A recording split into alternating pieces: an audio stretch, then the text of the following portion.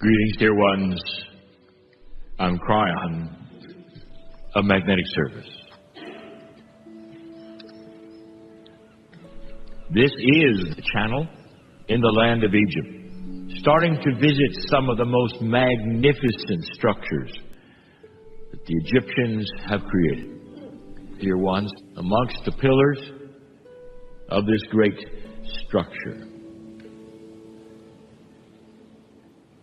When we speak of the ancients of Egypt,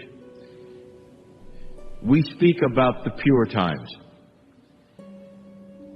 When we speak about the elegance of what they did or what they knew or what they believed, we speak of the pure times. And the definition of the pure times would not necessarily fall into the dynasty numbers, but it's the middle times, the times before any conqueror or foreigner could become a pharaoh or become other belief systems spread here. A pure time meant that the Egyptian gods were still gods of love before any others came and intertwined themselves through hundreds of years in belief. Before any foreigner come and would be part of their management or politics or lineage. We speak of the pure times, pure Egyptian times, and what they wrote upon the walls for you to see about how they lived or what they believed.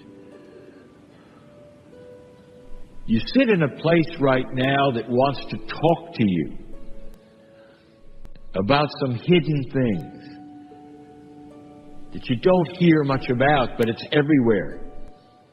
Count the pillars. And you will find almost exclusively that the Egyptians were glued to base 12 mathematics. And we have said this before, and although it is not in Egyptology, I will say to you again, there'll come a day when the elegance of base 12 mathematics will surface, and it won't be called the new math. It's going to be called the ancient math. I'll say this again. To any mathematician listening now, they will smile at this phrase. Elegant math reveals itself.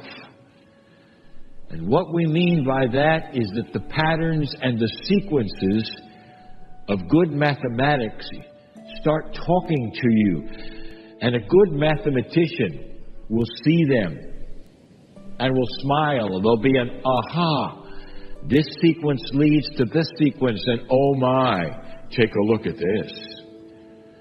The fractals that you find from biology to geometry and space will all talk about the 12 sides, the 6s, the 3s, the 4s.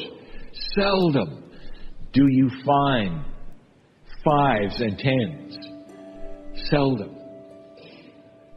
For the universe is made up in 6s and 3s and 4s, 12s, 18s. Count the pillars. You think that that is an accident. Count the priests and that which they felt were the sacred numbers. You think that was an accident. And you're not going to find 5s and 10s. And I present this channeling in this way right now as a warm-up to the elegance of this society. Indeed, it was the beginning. Indeed, there was ancient things and duality and all the things that you have and multiples of this or that. But dear ones, if you take a look at the core of an Egypt that was able to sustain itself with a God of benevolence. That's so important. Did you notice that this temple, as huge as it might be, echoes even the smallest that you've seen? Even the smallest ones. And the first thing you see is the two pillars created then for a space for the sun to rise. Here is a philosophy for you, before I get to the main one. A philosophy that says that the sun rises every day just like you. And that it is a refreshing day. No matter what is going on in your life, the sun rises between the two pillars to say that God is smiling on you and things are fresh and they are new. And it's a benevolence. And it's symbology and it's metaphoric. It's not a worship of the sun. Dear ones, the Egypt of then gave you metaphor after metaphor. So much on the walls that you see here are stories of energy, not necessarily even physical. The story of life for the upper and the lower Nile, a story of love of country, of benevolence. You don't find that, dear ones, in other places, not like this. Let me tell you something beautiful. For 30 years, I have been channeling. And you can call this a belief system if you wish, but it's not a system. It's the basic truth of the love of God. It's of what you would call the magic that the multidimensional energy of compassion contains.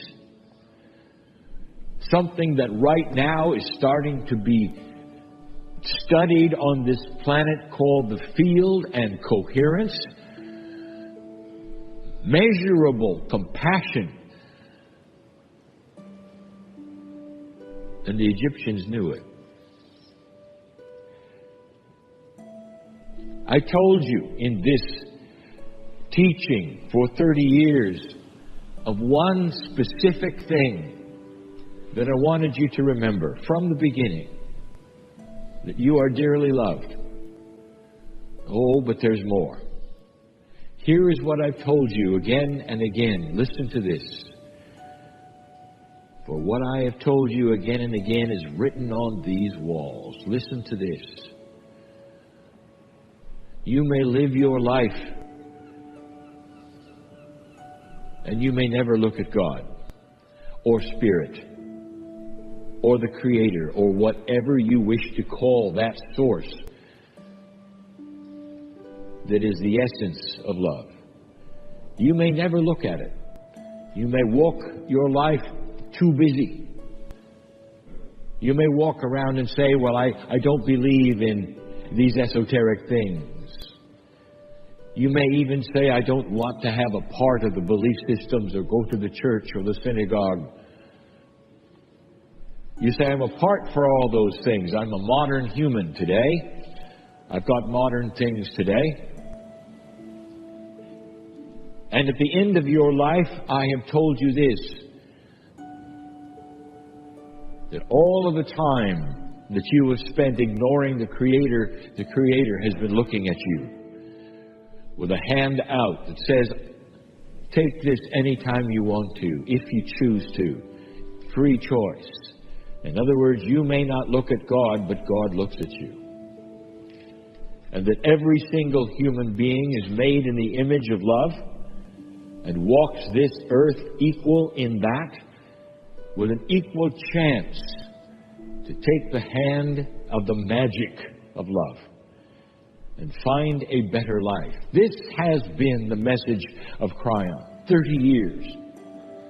And then you come here And you realize that as they slowly unburied these structures from the sand, the pieces and the parts that you can read that were not obliterated by other belief systems tell you the same identical thing. The temples are all built in a protocol, dear ones, of large to small, of a straight line leading to the altar where only the Pharaoh goes, and perhaps a priest or two. A large place that would contain the commoners, but they could come in, not covered so that the sky would shine upon them. All of these things, metaphors to a God of light. The inner chambers became smaller and the priests more sacred, leading all the way to where only the Pharaoh could stand in a place and do something, which I'm going to talk about in a moment. And it just yells that there is a protocol. That the commoners cannot quite see inside because it's so sacred. And God is great and God is light. But God can always look at them. This was the philosophy. That each of them also had a bubble, a higher self. And we've told you that before. I have called it a higher self. They call it something else. But it's written on the walls. There is a self that is apart from the physical of every single human. And that self is the vehicle which carries the light that a human has to the next life, beyond the veil, after death. The metaphysics that I have been giving you for 30 years is exactly that. Could it be that as ancient as these were, that right up to the Pharaoh himself, or herself, knew these truths, and as the best they could would give that to them and all that were around them, right down to the commoner, who would then be told by the priests what happened inside. So what do you think happened inside? We sit inside, not quite at the altar, not quite at the small room which is sacred that the Pharaoh entered. What did he do? There are so many who don't study any of these things and said, well, they went in there and they had sacrifice and all of the things that pagans would do. What if I told you that what he did, I'd like to invite you to do someday. The Pharaoh recognized the Lord of light, the magic of love. Whatever name it had and whatever type of God it had, the essence, the magic was haika, was all through these gods. This was the magic. This was the lineage even of the gods. It was love. It was healing. This was part of the scenario of the God of light. And you can just see the Pharaoh and what he did. I'm going to tell you something that is not necessarily taught to the extent it should be. Dear ones, this place was built for music. But not the music that you think. It was built for tones. Certain sonorities that were sung that meant something because they were all part of mathematics. If I told you that you started this particular tour in the Great Pyramid of Gaza, and that inside the king's chamber it was about tones and mathematics. Dear ones, the Pharaoh sang. He sang. One of the things that people in the courtyard listened for is sometimes the Pharaoh's strong voice could be heard, because he didn't mumble. He sang as loud as he could about the Lord of light in this place, blessing the life of the land, upper and lower, continuing the fertility of light. And although there was indeed a hierarchy of royalty, the royalty shared it. And indeed, perhaps in this particular place, only one man or woman could go and do something and talk to God. It was shared. And immediately, the Pharaoh would share it with the priests, and the priests would share it with the other priests, and those in the common areas would hear, the Lord of light blesses you and Egypt and the land, and will keep it alive and safe and beautiful, and help you with guidance to the other side of the veil, when death sometimes, eventually, will take you all. And I can just hear them saying, death has no sting. You're here for a little while. But the real truth is what happens beyond. And if you've heard that before, it's been from me, which tells about a beautiful creative source who knows your name and is light and who loves you dearly. Don't be surprised if an Egyptologist will read that on the walls. Because the Egyptians, even the ancient ones, even with the protocols of the gods, they knew it. They knew it. Now, what is missing here? I will tell you that music, tones, tonalities, and the mathematics of the sounds meant something. And in an elegant society that used these things, there had to be musical notation. Not all of it was simply orally taught, because there had to be a protocol that was taught in the temples, musical notation. That is a way to inscribe music in a way that generation from generation would know what the notes were and how they were combined. Every elegant society had musical notation. So I will say to the Egyptologist, have you found some things that you cannot interpret, or you're uncertain, or are they a little too mystical perhaps to interpret properly? They might just be musical notation. Every elegant society also had that which respected its own history and the history before it. There had to be museums here, dear ones. And whether they were in the temples where they would belong, or perhaps underground, they had their own museums.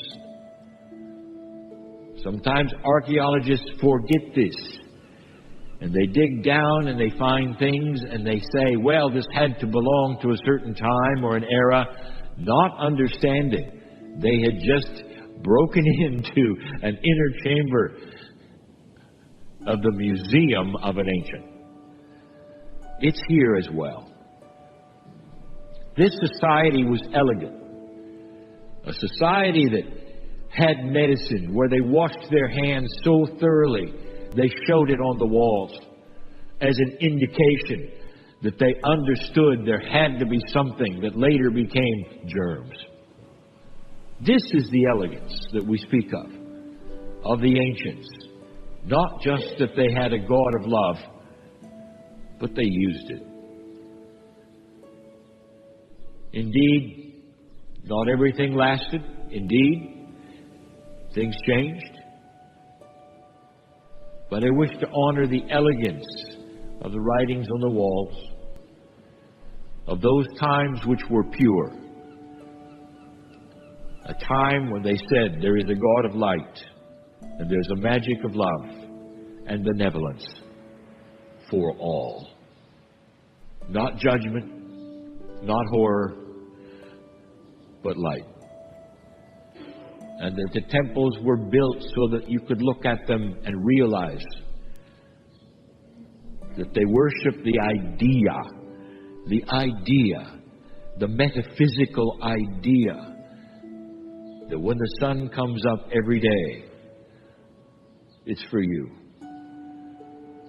And it represents a new life, a new beginning, a fresh start. It's early enough so that when you leave this place and get up, the sun will be coming up. And you will watch this. Part of the reason the time was shifted, why this temple is built the way it is, a metaphor for new beginnings. Don't be fooled by the idea that old is something that didn't work. What if it was just the opposite? There's a lot here to learn. Take these things and use them and discern them for yourself. Do not be confused by the duality that you also see on the walls, for they were human beings, just like you. You would say you believe in a very loving God. Indeed, if they could look at your history, they might be confused as well. Look for the light here and celebrate what they had.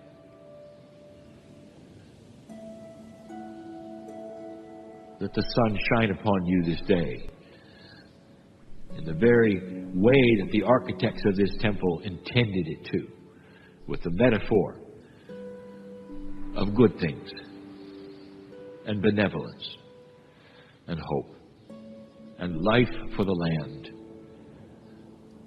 And so it is.